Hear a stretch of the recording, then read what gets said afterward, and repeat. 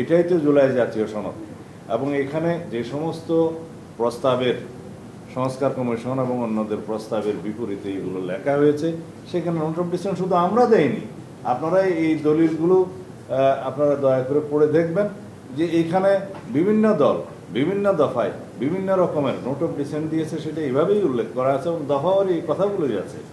তা এখন আমাদের প্রশ্ন হলো, জুলাই জাতীয় সনদ বাস্তবায়নের জন্য কি এই সনদটা অন্তর্ভুক্ত করা উচিত ছিল না জাতীয় ঐক্যমত্য কমিশনের সুপারিশে? কিন্তু তারা এই ডান পাশের সমস্ত মতামত ওমিট করে গিয়েছে, বাদ দিয়ে দিয়েছে, শুধু তাদের প্রস্তাবগুলো উপরে তারা একটা তফসিল রচনা করেছেন। তফসিল 1, বিকল্প প্রস্তাব 1-এও তফসিল 1, বিকল্প প্রস্তাব 2-এও তফসিল 1, 48টা দফা দিয়ে সেই তফসিল করা হয়েছে। বলা হয়েছে এই 48টা দফার উপরেই গণভোট হবে। এখানে কে কি মতামত দিল, কিভাবে সনদে উল্লেখ করা হলো, কিভাবে সম্মত হলো, কিছুই উল্লেখ করা হয়নি। এবং বলা হয়েছে বিল আকারে এটা উপস্থাপন করা হবে। বিল কারা করতে পারে? বিল জাতীয় সংসদের এখতিয়ার, নির্বাচিত জাতীয় সংসদ বিল আকারে আইনের আগে উত্থাপিত হয়।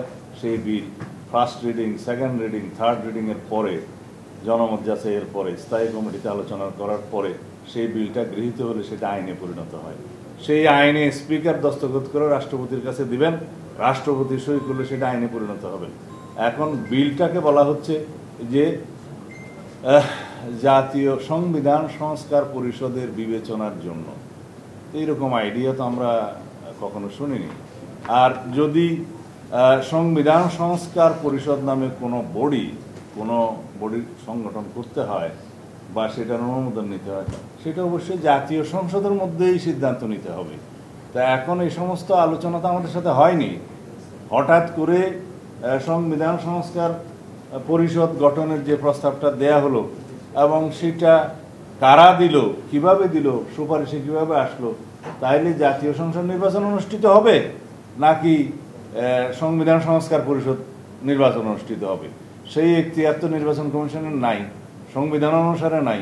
দুইটাই এখতিয়ার, একটা জাতীয় সংসদ নির্বাচনের ক্ষমতা আর একটা রাষ্ট্রপতি নির্বাচনের ক্ষমতা সংবিধানে নির্বাচন কমিশনকে দেয়া হয়েছে।